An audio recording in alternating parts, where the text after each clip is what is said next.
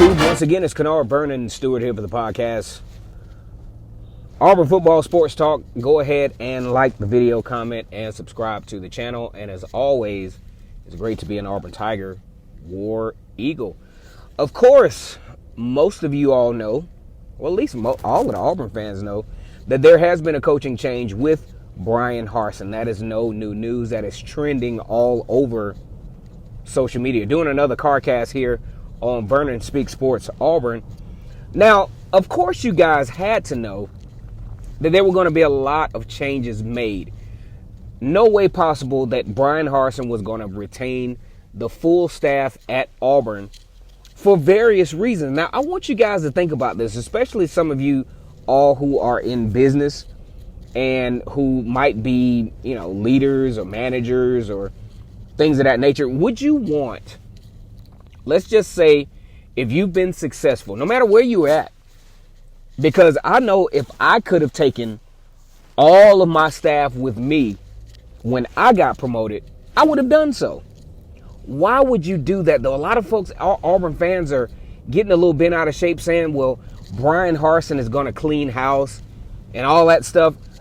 I don't agree or disagree with the possible cleaning house, because there's a few guys on the Auburn coaching staff that I hope that he retains.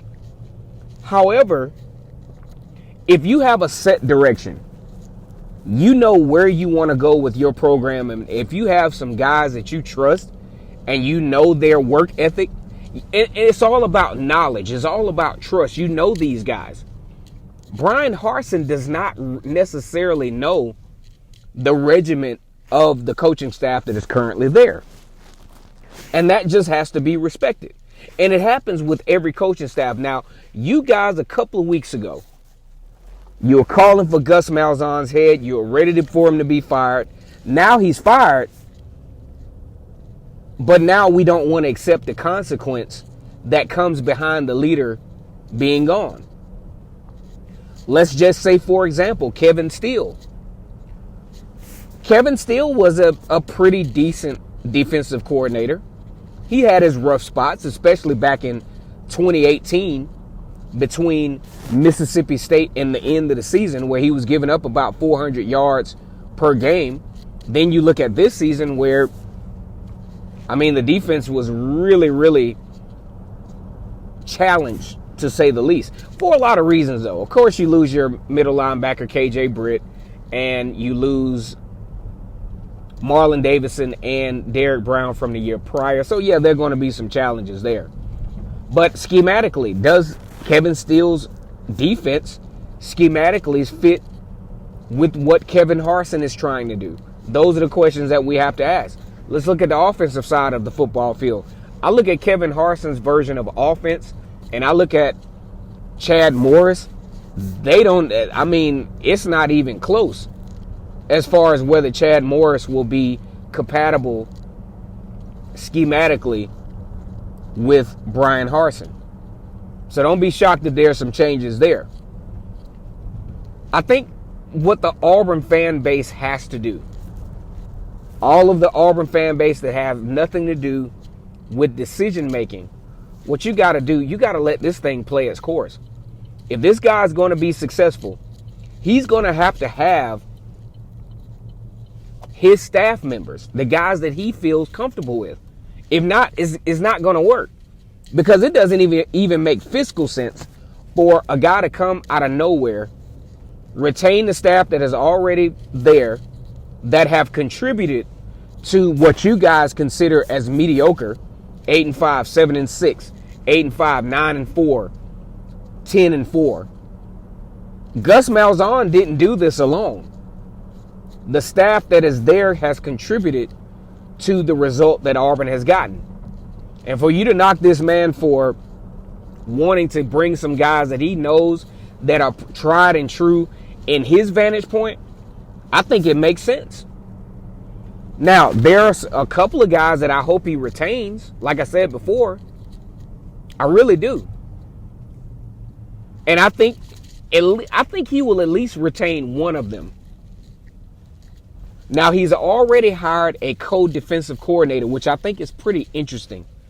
I'm really intrigued to know where he's going to go with the defensive coordinator spot. Now, I kind of sort of have a hunch as to where he's going with the offensive coordinator and pretty much a lot of the personnel that are on the offensive side of the football field, which has been largely inconsistent since Rhett Lashley has left back in 2016.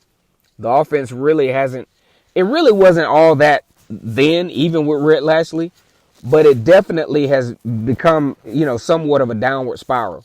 You talk about a coordinator every year, a new offensive coordinator every year. Chip Lindsey in 2017.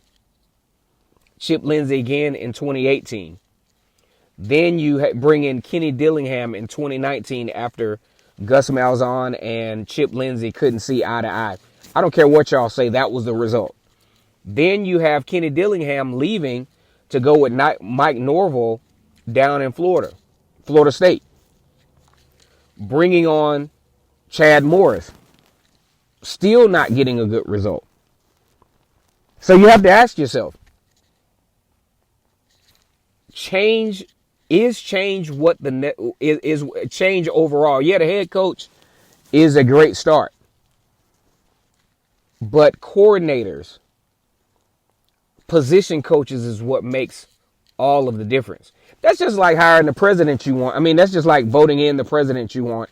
And then the Senate, let's say the president is Democrat, and he has a Senate full of Republicans, which is kind of sort of what we're dealing with now. And all the madness in Washington right now. So just think about it. Just let this thing take its course. It's not a right thing. It's not a wrong thing. It's just a way that Bryan Harsin can bring his staff to give, based on his vantage point, Auburn the best opportunity to be successful. Will it work? None of us know. None of us really know. Auburn put the $21 million buyout on the line to roll the dice, to play basically Russian roulette, to see if it would work. I think in spots, when I look at who's coming back, as far as, Smoke Monday deciding to come back. Tank Bigsby, for all we know, is coming back. You got a wealth of talent at the cornerback position. Got Bo Nix coming back. Bo Nix better figure it out, though. He's got to get a little bit more patient. Because from what I see of Bryan Harsin's offense, this is not no quick hit. This is not a situation where he can scramble out of the pocket. And it goes back to the offensive line. We're going to talk about that real quickly right now. Auburn, when you look at the ranking as far as blue chip players on the offense, most of the teams that are appearing in the college football playoff are ranked 67 or higher. The middle tier are around that 50% range. Those are also teams that Auburn lost to. LSU is one that Auburn happened to beat, but we know what's going on at LSU.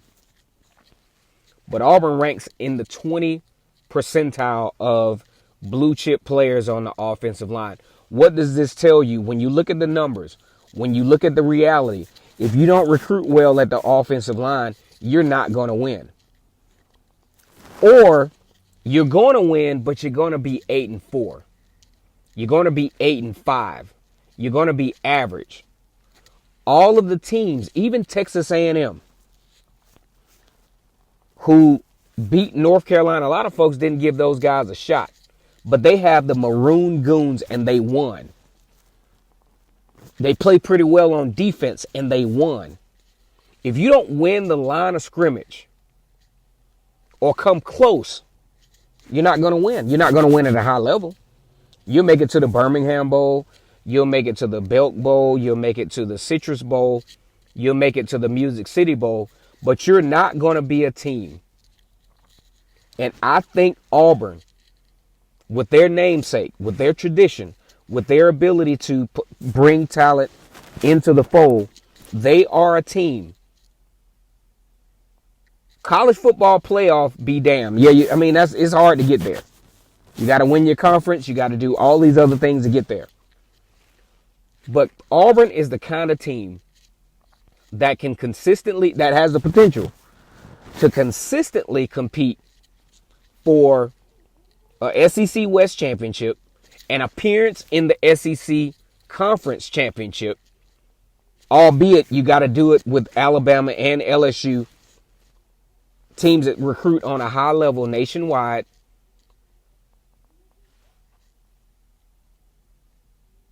You have the opportunity, to which I think this is nothing to be ashamed of, because Georgia's been doing it every year under Kirby Smart. You have the opportunity to compete for your division, which is the toughest in all of college football.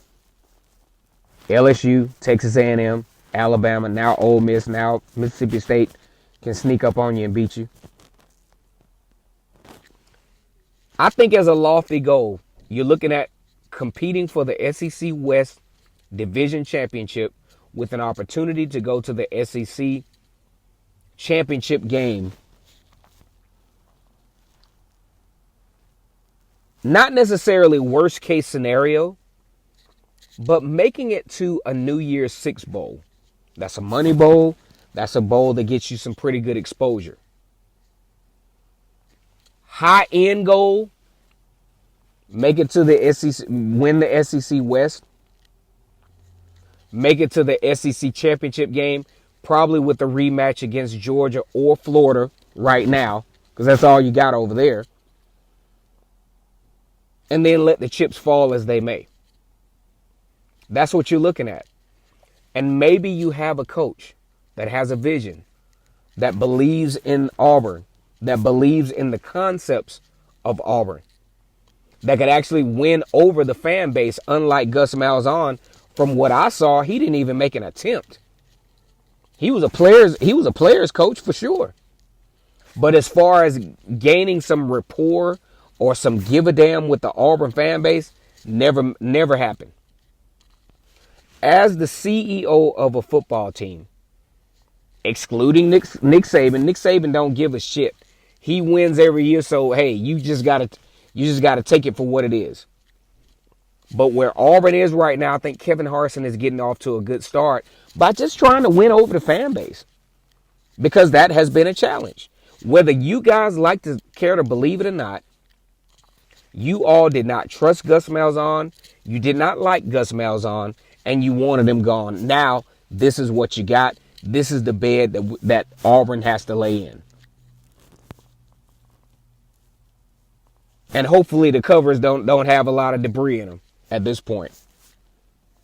I think this could be a good opportunity if the Auburn fan base can stay patient and can understand where this program is right now. It's not in shambles. You got a team that scraped and went 6-4 in all SEC schedule. Had a chance to beat Northwestern. But when you have situations where the line of scrimmage and schematics, as far as inexperience and all those other things at play, that's what you have involved. Kennard Vernon Stewart here for the podcast Talking Auburn Football. Like the video, comment, and subscribe. And as always, it's great to be an Auburn Tiger, War Eagle.